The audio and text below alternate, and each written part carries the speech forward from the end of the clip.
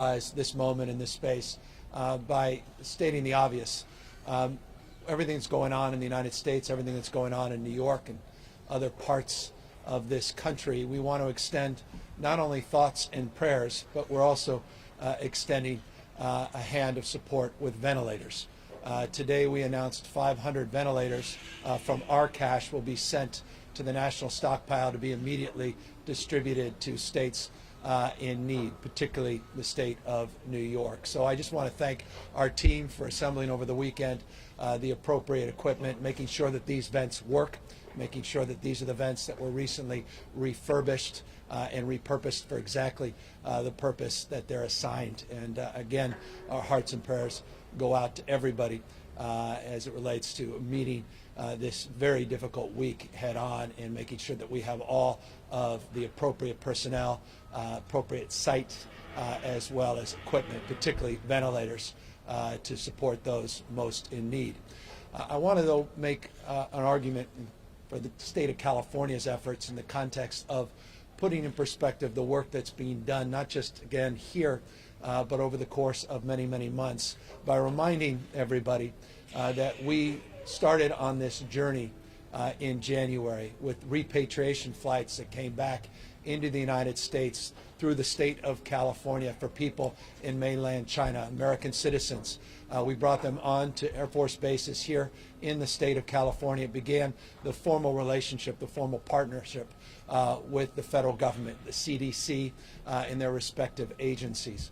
Of course, that generated a lot of attention and obviously raised the alarm bells for the state of California that we needed to prepare not only to address the needs of those that were being repatriated, but begin the process to really start focusing on preparing for COVID-19 and the prospect that this virus was going to spread.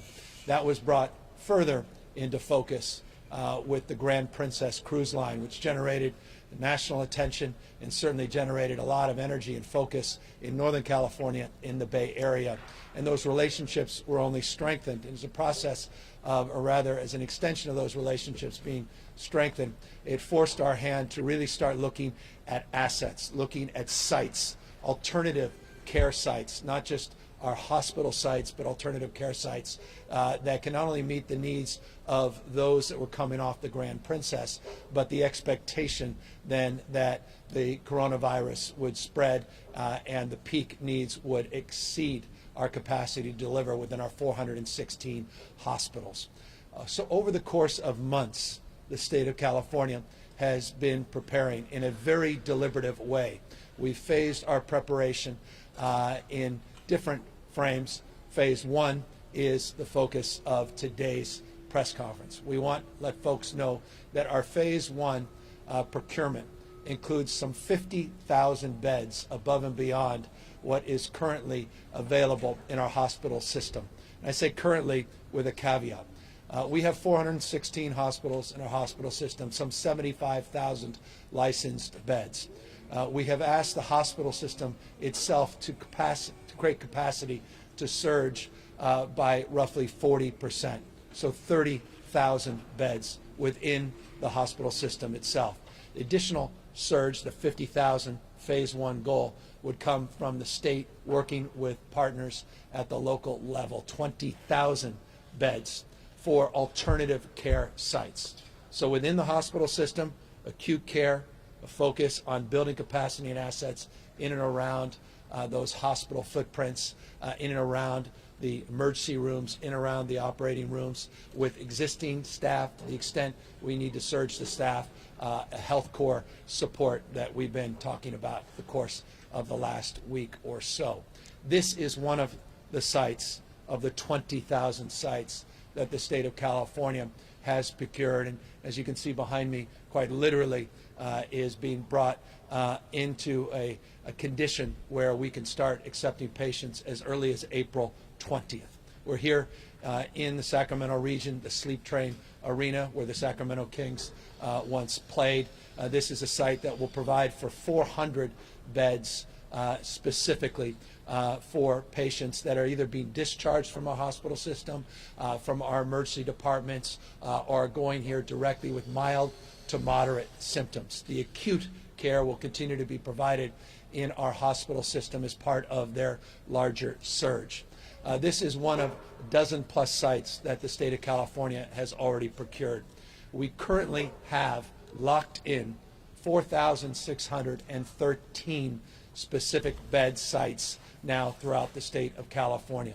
We have sites like this arena in every major region in the state of California. Those 4,613 beds are currently locked down, but they're not by any stretch the totality of what we're trying to source and the number, again, of 20,000 that we ultimately are going to seek. We have 5,005 additional beds that we currently have identified and in the process of negotiations, but we've locked in, like we have here, 4,613, again with an anticipated peak into mid-May. So we're well on schedule, all part of our ongoing preparation plan, phase one, to get to those 50,000 beds. Let me flesh out a little bit more about what those beds look like, because they all don't look like this arena. We worked first to secure Seton Hospital in Northern California, hospital that was no longer operating as it once was, 220 beds specifically now available at Seton. We did the same for St. Vincent Hospital down in Los Angeles. 266 beds will be made available. And by the way, that goes operational on Monday, April 13th, because of a partnership with Dignity and a partnership with Kaiser. And I want to thank Dignity and Lloyd Dean, Kaiser and Greg Adams for their support, their stewardship, working with the county to secure that site and make St. Vincent operational. Of course, the USNS Mercy, also part of that hospital surge, 550 beds as part of phase one of their capacity build. So those are on the hospital side. Those are assets locked in. On the alternative care site side of things, not only, again, this arena, but we've identified Fairview Developmental Center, 520 beds. We've identified Porterville Developmental Center, 246 beds. We have identified other locations throughout the state of California, including hotel rooms in San Carlos, 120 beds. And then we have on top of that all of those medical stations that came from the federal government with the support of the president, 2,000 beds as part of that FMS program. 5 of those sites are already up, not necessarily running, but locked down, and we've unloaded all of the cash, the equipment, and supplies, and we have prepped those sites. 3 additional sites of those original 8, 250 beds per. That's the 2,000. 8 sites, 5 done, 3 remaining.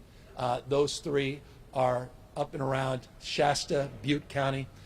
We have one down in San Diego, and I want to congratulate the work of the county down there for announcing that and finding an appropriate site for that. Nathan Fletcher, supervisor, and others that were doing that over the weekend.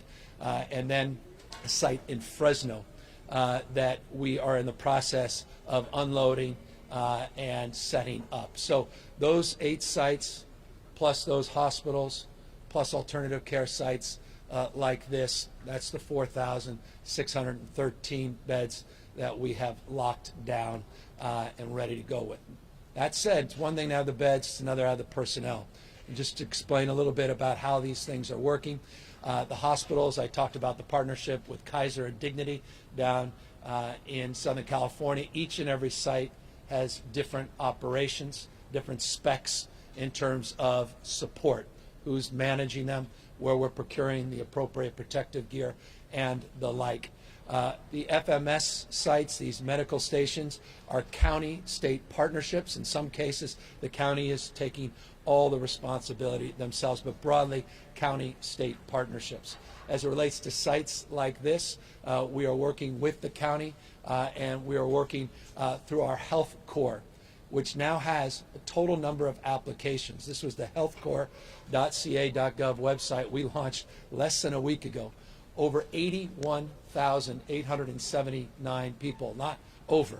As of this morning, 81,879 people have filled out a formal application on that site. That will provide the surge capacity in terms of personnel we'll need to appropriately staff, as an example, the 400 beds that will be on this specific site.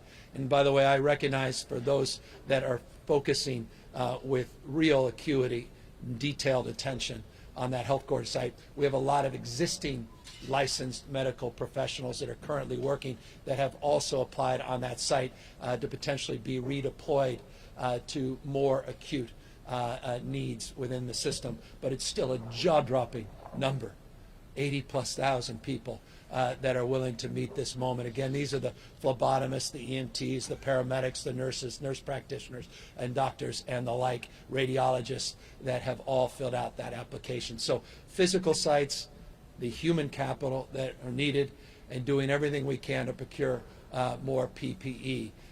We are not naive. We're very proud to be able to extend a hand of support with those 500 ventilators and send them back east. But we're not naive that we need to continue to procure more ventilators, not just gowns, masks, coveralls, shields, these N95 masks in particular. And we continue to do everything in our power to continue to build out that inventory as well. Again, it's a three-legged stool. You need the place, you need the people, and you need the protective gear to make these things work and to meet the surge responsibilities and meet the surge expectations that are part of our modeling.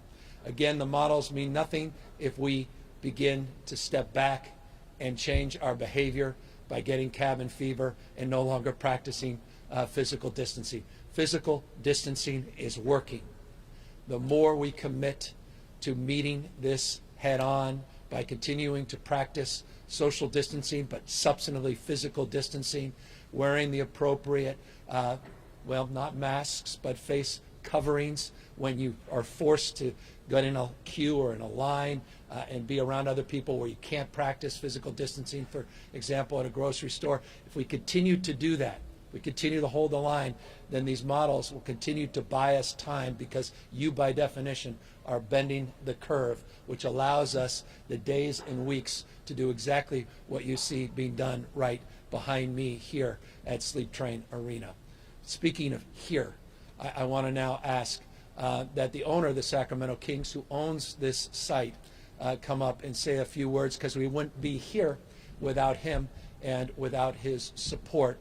It's just an example of people all stepping in to meet this moment head on. And I just want to congratulate Vivek and his partnerships that he has formed with food banks in the Sacramento region, the 100,000 masks that his foundation has provided and his personal largesse has afforded, and the hundreds of thousands of dollars the foundation has provided in cash contributions to those in need. It's just an example of philanthropy at scale and people extending their hand. And so, Vivek, thank you on behalf of a very grateful state, and perhaps you can just share some thoughts and words about why you let us open these doors and let everybody start working here at this facility. Thank you, Governor. I just wanted to start by thanking you. Thanks to your forward-looking, bold, decisive leadership, there's no question you're the best governor in America. But when history is written, people are going to remember that thanks to your actions, thousands, if not tens of thousands, of lives have been saved. So as a Californian, I thank you from the bottom of my heart. I also want to thank Congresswoman Matsui for her leadership in Washington, our great Mayor Steinberg, and Councilwoman Ashby for their partnership and their support. This is a really difficult time for all of us, and our hearts go out to all those who have been impacted by this terrible virus. Also want to show great gratitude to the doctors, the nurses, the folks that deliver us food, all the people that are on the front lines facing this invisible enemy every single day. So we all owe you and thank you. Thank you for your efforts. We at the Sacramento Kings have always believed that it's bigger than basketball, and if we can use our platform to impact the world in a positive way and make a difference, then that's what we need to do. The city has always been there for us, and we will be there for the city in any small way that we can. This where we're standing right now is actually one of the iconic venues in sports history. This is actually where LeBron played his first game, and now it's going to be taking care of Californians. So its history of big moments continues. We thought we were done with this arena when we moved out, but in fact the arena still lives on, and hopefully it'll play its part in contributing to the state. Governor, I'm an immigrant to this great country, and I have great belief and faith in the ingenuity, the resilience, and the determination of the American people. So I fully believe, as bad as this invisible enemy is, thanks to your leadership, we in California and we in America will triumph over this. And I thank all of you for giving us the opportunity to be some small part of your efforts. Thank you. Thank you, Vivek. Thank you so much on behalf of all of us for immediately making available this arena before we even asked. This was offered, and the fact that we're here in such a short period of time and already seen the construction is testament to your support and to the spirit that you have advanced, and so I'm very, very grateful to you. Let me just extend a few other points of consideration. We talk about these 50,000 beds in our Phase 1 strategy based on our modeling. Here's some good news. Within the hospital system itself, they believe they have the capacity in our 416 hospitals to do even more than the 30,000 beds that they originally proposed. That was representative of about a 40% surge. They believe they can do thousands of additional beds, and we believe that's the most appropriate use of resources because the staffing already exists and the footprints at those sites could be expanded much more efficiently and effectively, and the staffing much more efficient and effective if indeed that's the case. So the overall numbers will begin to shift between those two buckets based upon the manifestation of those additional plans. And so once again, I want to just thank the hospital system, their representatives for doing a wonderful job, including on this point. We've talked about ventilators, the 500 ventilators. One of the reasons we felt more confident in our ability to extend a hand on ventilators and send them back east is because the hospitals themselves that originally had an inventory of 7,587 vents, 7,587 vents, today have currently 11,036 vents. So they went from 7,500 to over 11,000 over the course of the last few weeks. That's on the basis of repurposing or refurbishing old vents and also procuring new vents. That has put less strain and pressure on the state's effort to procure additional ventilators. Make no mistake, though, we are full force going around the world to procure even more ventilators and continue to work with companies on bridge ventilators like the ones we've been talking about, that Virgin Orbit and others are beginning to procure and do more to make sure that we are being innovative in terms of how we utilize existing vents, working in partnership with Stanford University and others. Here's just a quick update. 14,336, that's the official count. It's up 6.7% total number of COVID-19 positives. 1,085, this again is the number where I wake up first thing in the morning, no exaggeration. First thing I look at is the number of people in ICUs, 1,085. Number of hospitalized, 2,509. That represents 4.6% increase in the hospitalizations from yesterday, 4.3% increase in the total number of ICU patients from yesterday. We tragically have lost 234 lives, or excuse me, 343 lives to this virus. Hearts go out to every single member, loved one, family member, community that have been impacted by these losses.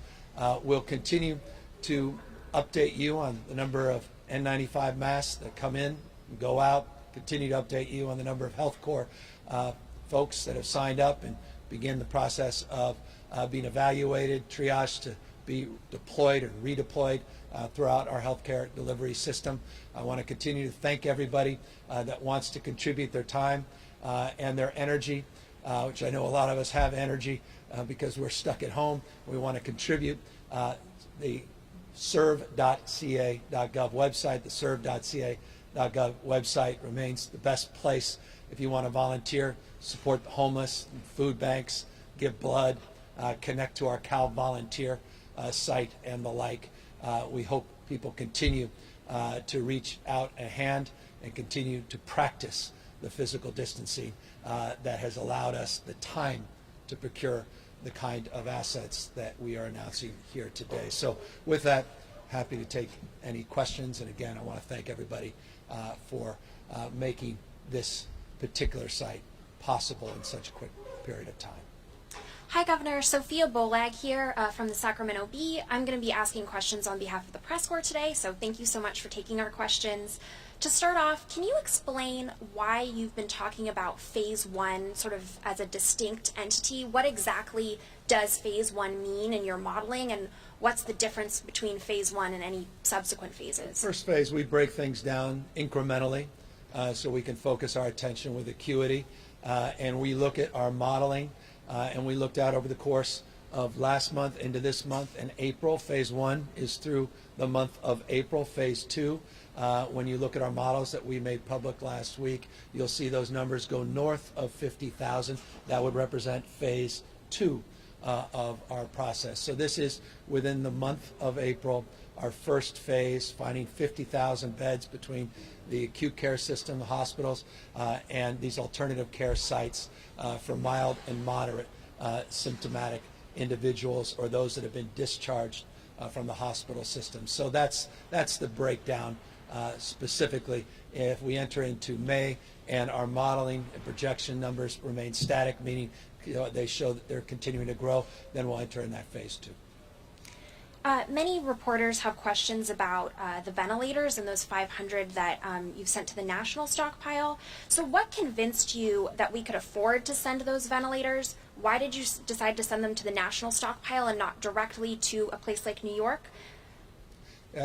New York is one of the states that is in desperate need of ventilators. We worked with our federal partners, particularly Bob Fenton, our regional director of FEMA, and Bob felt it was more appropriate if we can work within that national stockpile to immediately, this does not go to some warehouse, doesn't collect dust, to immediately redeploy them as needed based upon conditions on the ground. We could have prescribed what we thought was appropriate, that all 500 go to New York. They may go to New York, but we feel they're better positioned from the perspective of logistics to direct or redirect them to other parts of the country in real time as needed. The reason we made the determination over the weekend of the availability was twofold. Number one, as I mentioned a moment ago, we now have new inventory in our hospital systems of over 11,036 ventilators, substantially higher than the 7,587 that was identified just a few weeks ago. In addition to that, we're getting back all of those ventilators, over 1,000 now that have been refurbished. We've got another 1,000 or so that are currently being refurbished. We were down at Bloom Energy as the site that's doing most of those refurbishing. That's moving quite efficiently and effectively. I'm anticipating receiving an additional 500 ventilators as early as tomorrow, though give me a day or two. When they say things are arriving and they actually arrive, sometimes those things don't align perfectly, but we are confident in our procurement of thousands of additional ventilators, the first 500 arriving as early as tomorrow for all of those reasons, and the responsibility, the moral and ethical responsibility of providing resources in real time to those most in need. That's why we thought it appropriate to send those. What happens if Californians need those 500 ventilators back in a few weeks? Well, if we need them back in a few weeks, we'll get them back. They're conditioned on changing conditions here in the state. These are lent. They have not given. And I have confidence, all the confidence, based upon our modeling, based upon the extraordinary work of individuals that continue to practice appropriate physical distancing. If we change our behaviors, the model changes radically. If we continue to double down on our behaviors, the model will remain as it currently has, and that will give us the time well within the next few weeks to have enough ventilators, we believe, to meet the needs of 40 million Californians that may be vulnerable to this virus, ending up in hospitals and on ICUs. But we had our professionals look at this. We looked at our modeling. We looked at conditions on the ground, and we feel confident in our capacity to meet our needs as we support the needs of others. Phil Willen of the Los Angeles Times asks, given concerns that COVID-19 might rebound in the fall, perhaps to even a greater degree than the current outbreak, what is the state doing to prepare for that possibility? Will it force California to keep schools closed or to stockpile respirators and PPE and inhibit California from sharing those items with other states? Well, we're not hoarding anything. We're providing support as we can, and to the extent we find more avenues of procurement for PPE of all stripes, and we feel our needs are met, we will share those with people all across the country as needed. We are a major purchaser of PPE outside the federal government, the largest in the United States, so we can do things at scale. We have relationships in China, around the world, that are distinctive and unique, and we are going to do our best to row in the same direction as others. And so we hope that we can continue to increase our supplies. I was in a warehouse 2 days ago where we had, just in that one warehouse, distributed 15 million N95 masks in just a few weeks. They were distributed. Those were the masks that were there for years and years and years. The warehouse was all but empty. Millions more we hope to replenish.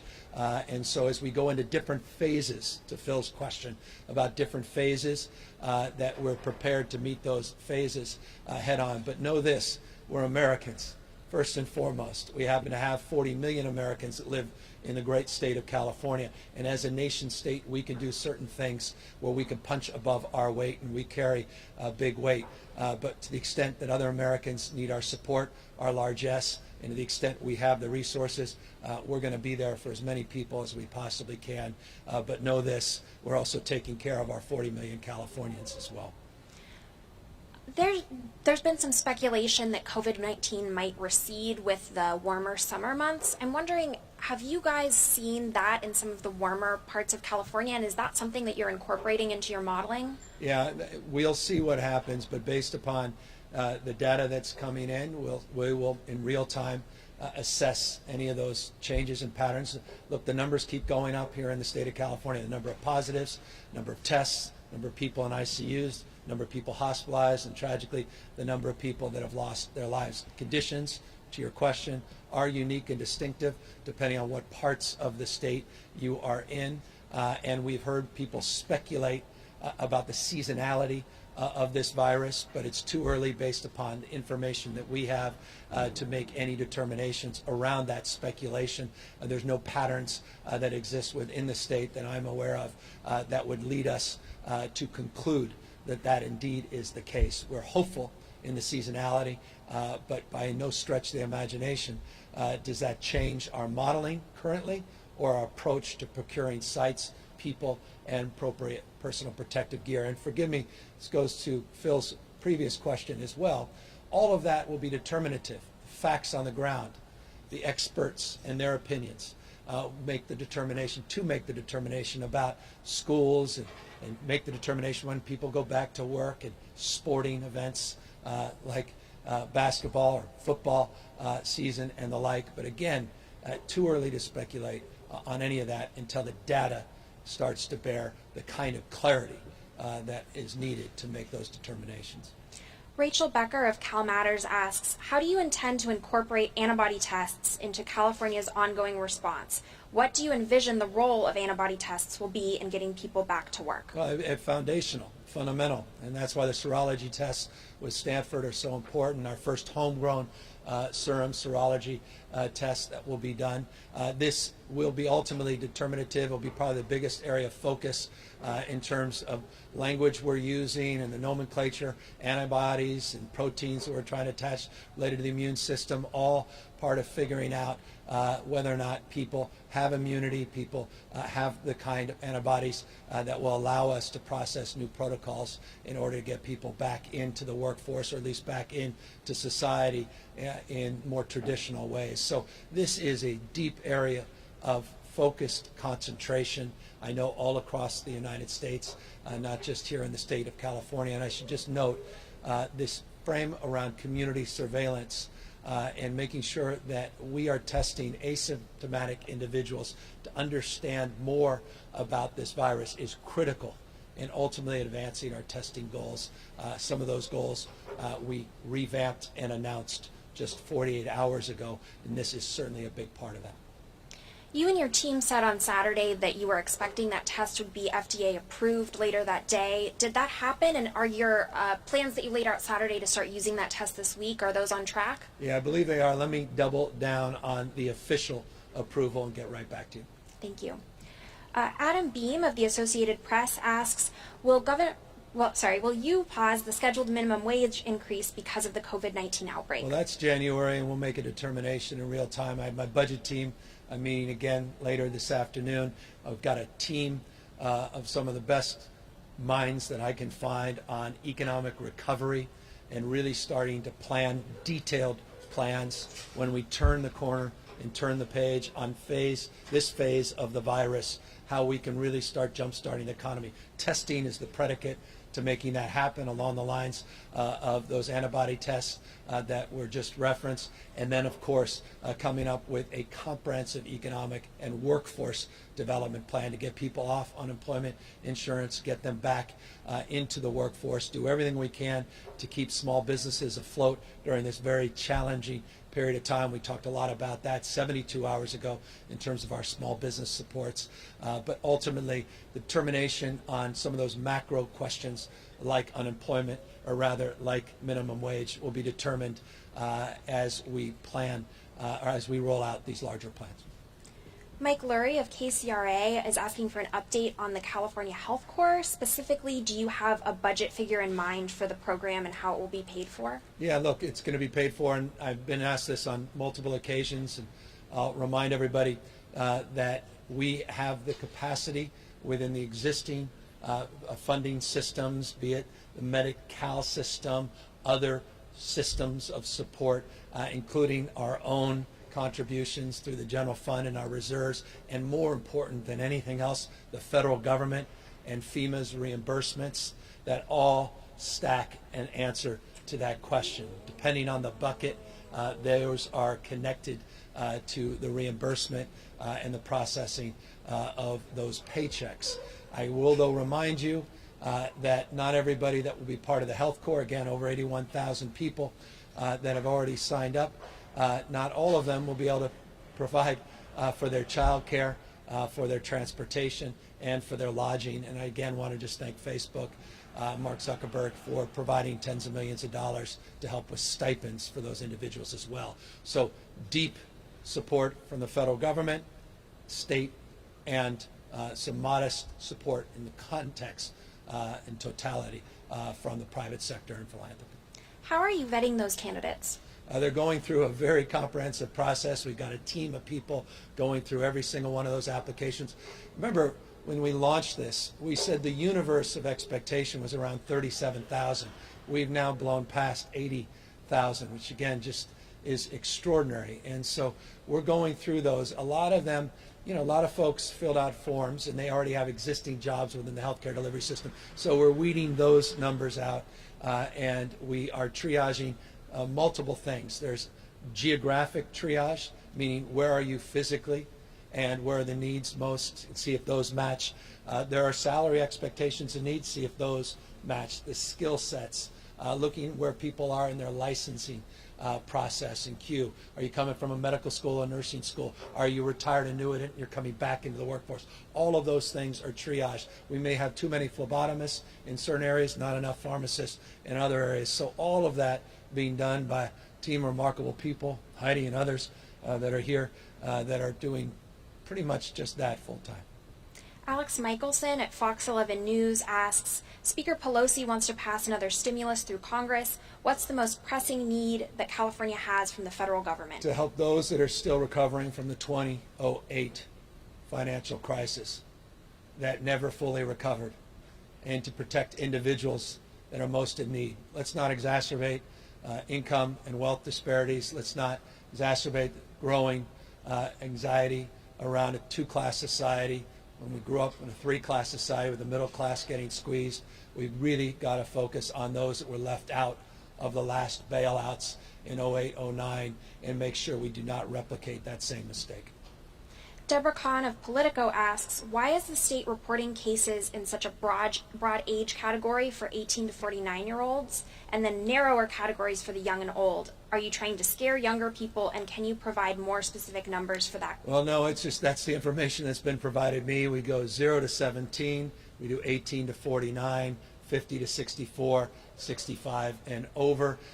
That's the data that we've been putting out, and to the extent the question suggests we're not scaring anybody, suggests that we can disaggregate that data further, I'd be happy to consider putting our folks on that. I will just remind everybody that that data that we are putting out shows that half of the individuals with COVID-19, one half, are under the age of 49.